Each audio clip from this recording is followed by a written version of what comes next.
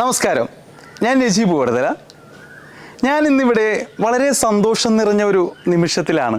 കാരണം നമ്മുടെ YouTube channel നിങ്ങൾ ഓരോരുത്തരുടെയും സപ്പോർട്ട് കൊണ്ട് മാത്രം 1,00,000 സബ്സ്ക്രൈബേഴ്സ് ആയിരിക്കുകയാണ്. വളരെ വളരെ സന്തോഷമുണ്ട്. ഈ സന്തോഷത്തോടൊപ്പം നമ്മൾ ഒരു ചെറിയൊരു ഗീവ് അവേ, അതായത് നമ്മൾ ഇന്ന് ചെയ്യുന്ന വീഡിയോയുടെ കമൻറ്റിൽ നിന്നും ഒരു 20 പേരെ തിരഞ്ഞെടുത്ത് അവർക്ക് നമ്മൾ ഓരോ ബോട്ടിൽ അച്ചാർ കൊടുക്കാൻ തീരുമാനിച്ചിട്ടുണ്ട്. ഇന്നിവിടെ ഉണ്ടാക്കാൻ പോകുന്നത് ബ്രോയിലർ കോഴി പൊരിക്കാതെ ചിക്കൻ ബിരിയാണി വെക്കുന്നതാണ്. അപ്പോൾ അത് എങ്ങനെയാണെന്ന് നമുക്ക് നോക്കാം. നമ്മൾ 20 പേർക്കുള്ള ചിക്കൻ ബിരിയാണിയാണ് ഉണ്ടാക്കുന്നത്. അതിന് 3 കിലോ കൈമ റൈസാണ് എടുത്തേക്കുന്നത്. കൈമ റൈസ് 1 കിലോത്തിന് 7 പേര് കഴിക്കും. ഒരാൾക്ക് ചിക്കൻ മീറ്റ് 170 ഗ്രാം വേണം. അപ്പോൾ ചിക്കൻ മീറ്റ് ഞാൻ റെഡിയാക്കി വെച്ചിട്ടുണ്ട്. കഴുകി റെഡിയാക്കിയേക്കുന്നതാണ്.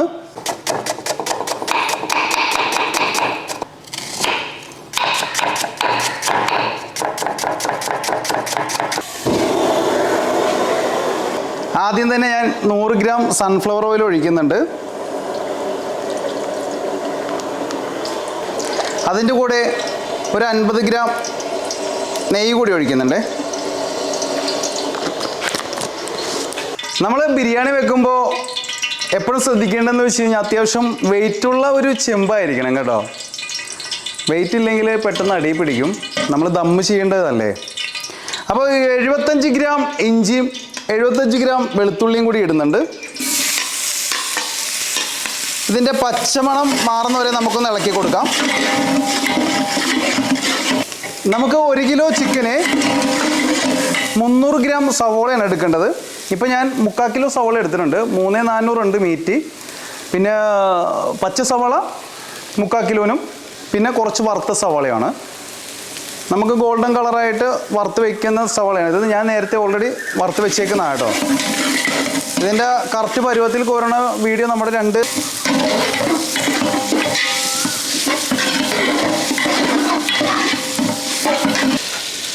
അതിൻ്റെ കൂടെ നമുക്ക് ഒരു 125 ഗ്രാം പച്ചമുളക്. മുളക് പൊടി നമ്മൾ ചേർക്കില്ല, പച്ചമുളക് മാത്രമേ ഉള്ളൂ. ഒരു 100 ഗ്രാം ഉള്ളി, ചെറിയ ഉള്ളി നന്നായിട്ട് വാട്ടിയെടുക്കാം. അതിൻ്റെ കൂടെ കുറച്ച് വേപ്പില കൂടി ഇട്ട് കൊടുക്കാവേ.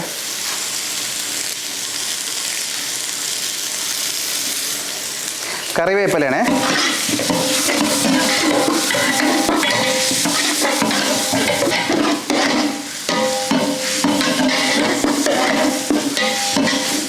നമുക്കിനി അതിലേക്ക് ഒരു 2 ടീസ്പൂൺ കല്ലുപ്പ് ചേർത്ത് കൊടുക്കാം.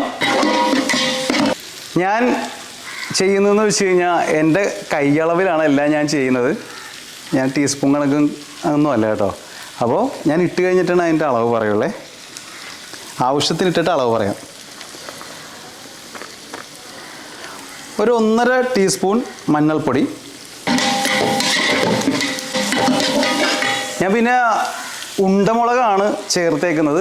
പിന്നെ നീളമുള്ള മുളകുണ്ടല്ലോ, അതാണെങ്കിൽ ഒരു 150 ഗ്രാം ചേർക്കാം. ഉണ്ടമുളകിന് എരിവ് കൂടുതലാണ്, അതുകൊണ്ടാണ് 125 ഗ്രാം ചേർത്തേക്കുന്നത് കേട്ടോ. ഇനി നമുക്ക് അതിലേക്ക് ചിക്കൻ ഇട്ട് കൊടുക്കാം.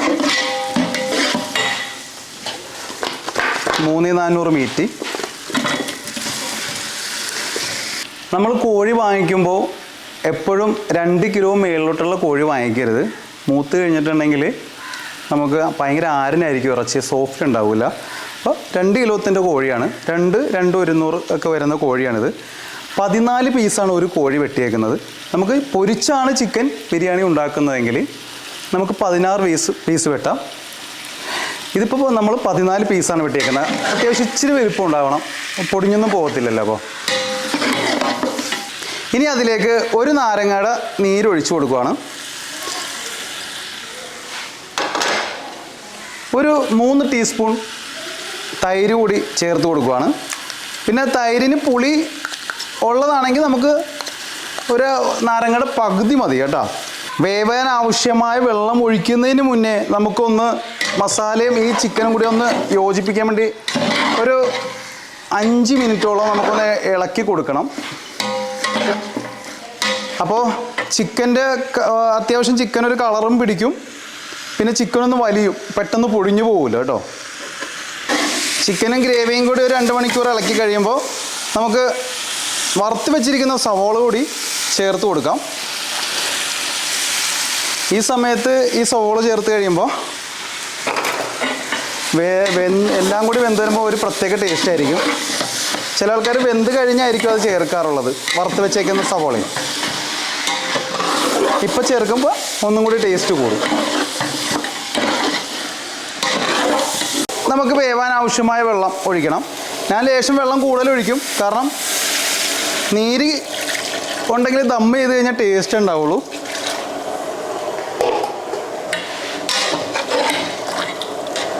ഒരൊപ്പത്തിന് വെള്ളം ഒഴിച്ചിട്ടുണ്ട്.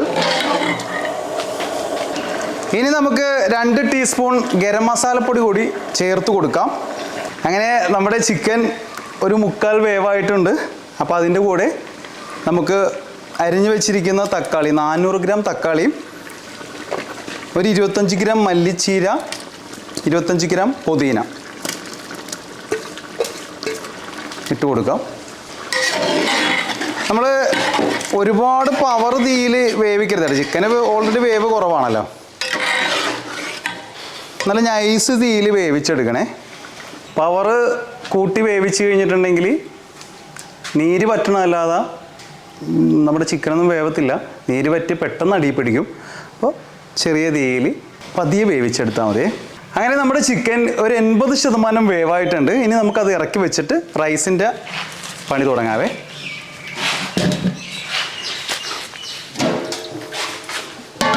ആദ്യം നമ്മൾ റൈസിനുള്ള വെള്ളം തിളപ്പിക്കാൻ പോവുകയാണ്. നമ്മൾ റൈസ് വറുത്തിട്ടാണ് നമ്മൾ ചോറ് വയ്ക്കുന്നത്.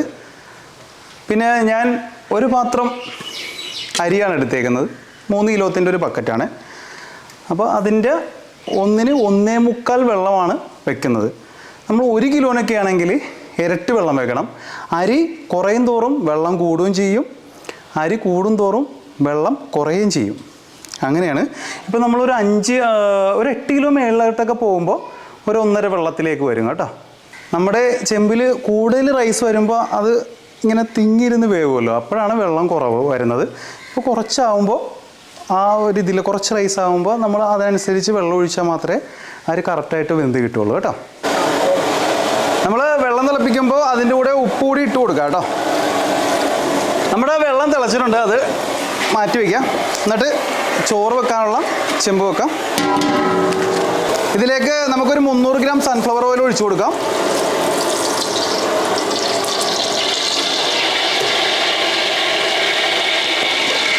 ഒരു 100 ഗ്രാം നെയ്യ് ഒഴിച്ചു കൊടുക്കാം.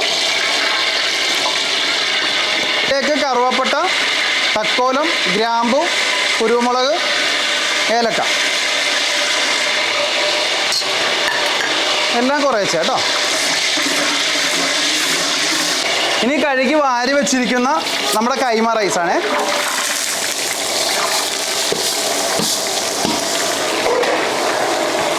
നമുക്ക് അത്യാവശ്യം ഒന്ന് വറുത്തെടുക്കാം.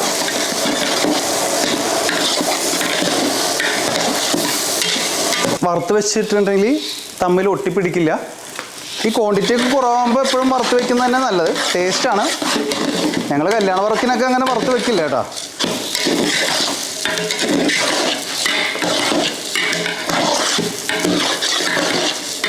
ഇനി നമുക്ക് തിളച്ച വെള്ളം ഒഴിച്ചു കൊടുക്കാം. ഇതിൽ ഓൾറെഡി ഉപ്പിട്ടിട്ടുണ്ട് കേട്ടോ.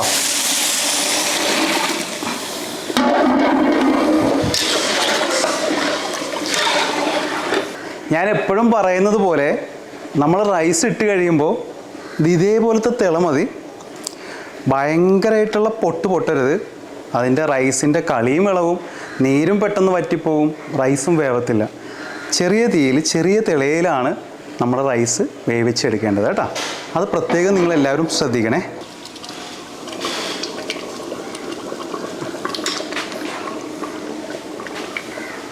നമ്മൾ റൈസ് വയ്ക്കുമ്പോൾ ഉണ്ടല്ലോ, ഈ റൈസിൻ്റെ താഴെ വെള്ളം നിൽക്കുമ്പോൾ ഓഫ് ചെയ്യണം കേട്ടോ. ഭയങ്കരമായിട്ട് വറ്റിച്ച് കളയരുത്. എല്ലാവരും ഇങ്ങനെ ഭയങ്കരമായിട്ട് ഡ്രൈ ആക്കും, മൊത്തം വെള്ളം വറ്റിക്കും. അതിൻ്റെ ആവശ്യമില്ല. കുറച്ച് വെള്ളം നിർത്തി തന്നെ കട്ട് ചെയ്യുമ്പോൾ നല്ല സോഫ്റ്റ് ആയിരിക്കും റൈസിനെ. ഇപ്പം ഞാൻ ഈ അരിയുടെ താഴെ നിൽക്കുന്ന രീതിയിൽ ഇത് ഇതേപോലെ നോക്കിയോ, ഒന്ന് കാണിച്ചു.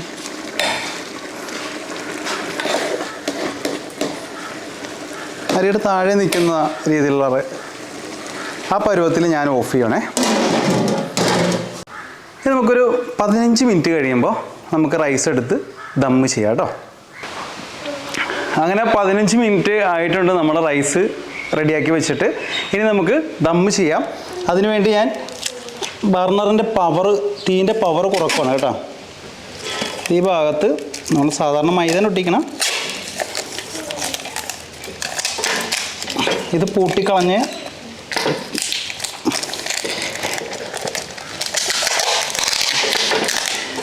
തീൻ്റെ പവർ കുറയും.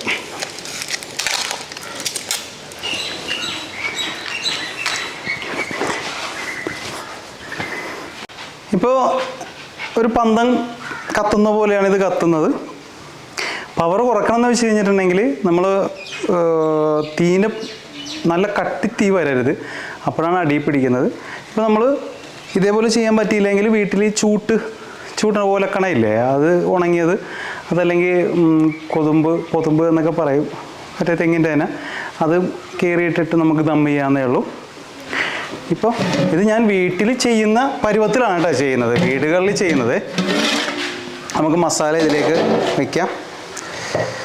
അവിടെ ചിക്കൻ്റെ നെയ്യൊക്കെ ഇങ്ങനെ മേളിൽ കിടപ്പുണ്ട്, അത്യാവശ്യം നീരുമുണ്ട്.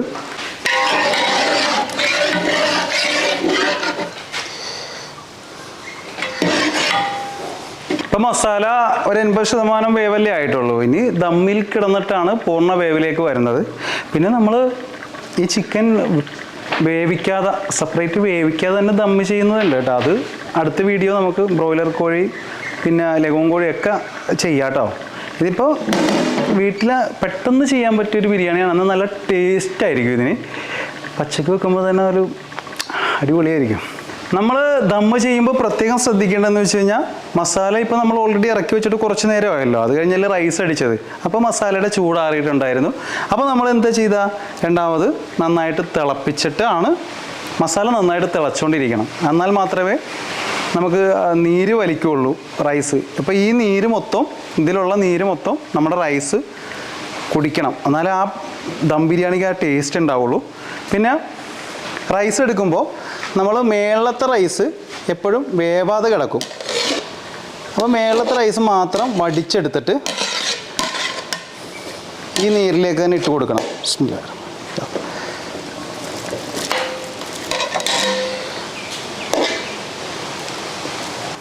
ഇപ്പോൾ നമ്മൾ പകുതി റൈസ് ഇട്ടിട്ടുണ്ട്. അതിലേക്ക് നമ്മൾ കുറച്ചും മല്ലിച്ചപ്പ്, മല്ലിച്ചീര, പിന്നെ പൈനാപ്പിൾ കൊച്ചിക്കാർ പൈനാപ്പിൾ ചേർക്കാത്ത ബിരിയാണി ഉണ്ടാവില്ല കേട്ടോ. ഞങ്ങൾക്ക് മസ്റ്റായിട്ട് പൈനാപ്പിൾ വേണം ബിരിയാണിക്ക്. നമ്മുടെ വടക്കോട്ട്, മലപ്പുറം, കോഴിക്കോട്, കാസർഗോഡ് ആ ഏരിയയിലൊന്നും പൈനാപ്പിൾ ചേർക്കില്ല. പക്ഷെ പൈനാപ്പിൾ ചേർക്കുമ്പോൾ അതിൻ്റെ ഫ്ലേവർ കൂടി വരുമ്പോൾ ഭയങ്കര ടേസ്റ്റാണ് ഒന്നത്. ഇനി നമുക്ക് നല്ല തിളച്ച പാലിൽ റോസ് വൈറ്റ് ആണ് കേട്ടോ, വാട്ടറല്ല, റോസ് വൈറ്റ് നമുക്ക് കുറച്ച് ഇങ്ങനെ ഒഴിച്ചു കൊടുക്കാം. എന്നിട്ട് ഫ്രൈ ചെയ്ത് വെച്ചിരിക്കുന്ന സവോള, അണ്ടിപ്പരിപ്പ്, കിസ്മിസ് ഇട്ട് കൊടുക്കാം. എന്നിട്ട് അതിലേക്ക് ബാക്കിയുള്ള റൈസ് കൂടി നമുക്ക് ഇട്ട് കൊടുക്കാവേ.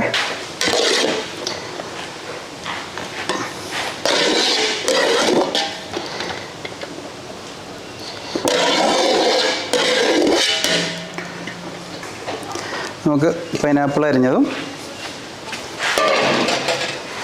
അണ്ടിപ്പരിപ്പ്, കിസ്മിസ്, സവോള അതും ഇട്ട് കൊടുത്ത് റോസ് വൈറ്റും പാലും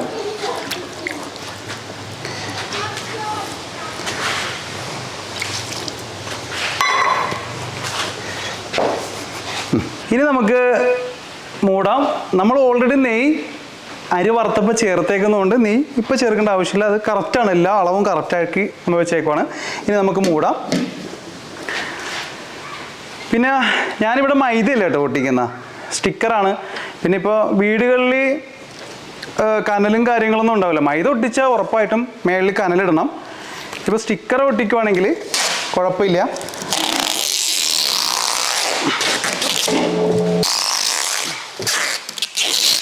കട്ടിയിൽ റെഡിയാക്കി ഇങ്ങനെ ഒട്ടിച്ച് വെച്ച് കഴിഞ്ഞിട്ടുണ്ടെങ്കിൽ ആവിയൊന്നും പുറത്ത് പോകില്ല. ക്വാണ്ടിറ്റി കുറവും നീരും കുറവായതുകൊണ്ട് നമുക്കൊരു 5 മിനിറ്റ് ഇതേപോലെ അടുപ്പിൽ വെക്കാം. ഇപ്പോൾ ഓൾറെഡി അപ്പോൾ ആ നീരും റൈസൊക്കെ ഉള്ള നീര് ആ റൈസെല്ലാം വലിച്ച് നല്ല അടിപൊളിയായിട്ടിരിക്കും. ഒരു 5 മിനിറ്റ് കഴിഞ്ഞ് നമുക്ക് തീ ഓഫ് ചെയ്യാം കേട്ടോ. ഇനി നമുക്കൊരു കുറഞ്ഞതൊരു മണിക്കൂറെങ്കിലും നമുക്കിത് ദമ്മിൽ വെക്കണം. അങ്ങനെ നമ്മുടെ ബിരിയാണിയുടെ ദമ്മ് പൊട്ടിക്കുവാണേ.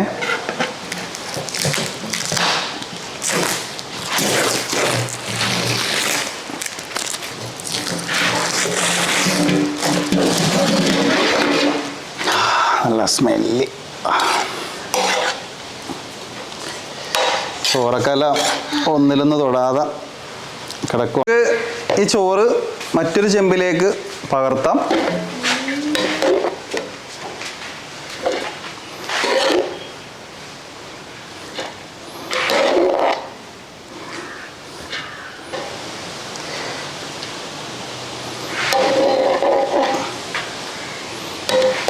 ചോറ് മൊത്തം നമ്മൾ ഇതിലേക്ക് ഇട്ടിട്ടുണ്ട്.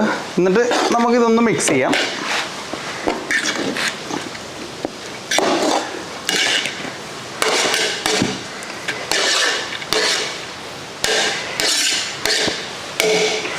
മസാലയും കൂടി ഒന്ന് മിക്സ് ചെയ്യാം.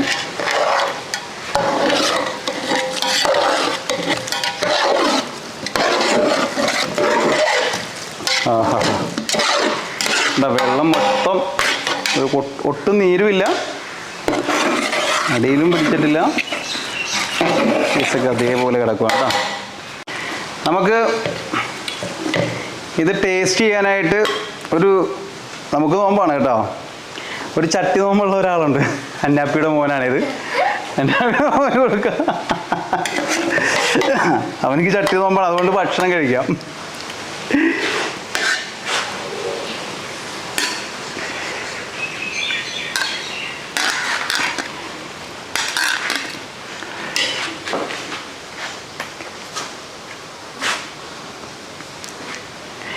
നമ്മുടെ മസാലയൊക്കെ നല്ല പൊട്ടിയിട്ടുമില്ല. ഞാൻ ഒരു പീസ് എടുത്ത് കാണിച്ചു തരാം.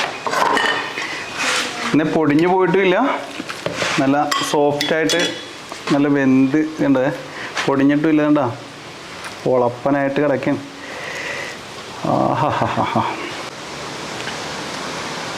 നോമ്പിന് ഉണ്ടാക്കിയാണ് നമ്മൾ പുളിങ്കറിയൊക്കെയാണ് കൊടുക്കുന്നത്. ഇനി നമ്മുടെ അന്നാപ്പിയുടെ മോൻ, നിന്റെ പേര് മറന്നു പോയല്ലോടാ? ഫാമിസ്. ഓക്കെ, കഴിച്ചോ. ആ ഗ്രേവിയൊക്കെ കൂട്ടി അങ്ങോട്ട് കഴിക്കും.